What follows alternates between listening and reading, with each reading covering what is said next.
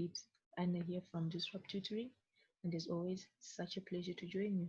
Today we're going to be looking at a Natural Sciences Matter and Materials question taken from the Grade 9 November 2013 ECE question paper.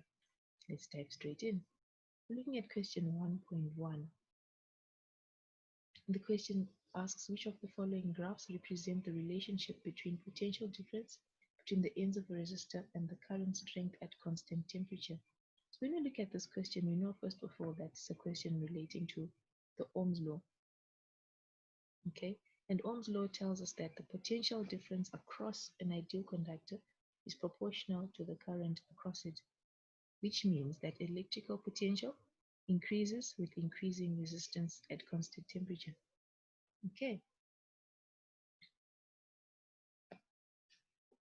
Just to reiterate, if a conductor is at a constant temperature, the current flowing through the conductor is directly proportional to the voltage across it.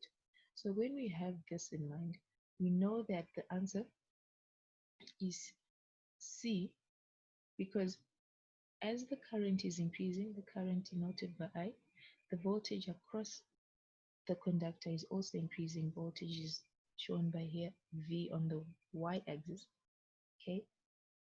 And that is directly proportional. No, the answer cannot be A because this is actually showing the opposite of what we just said. And it can't be B either because there is no direct increase here, or proportional increase rather. This is at a constant level.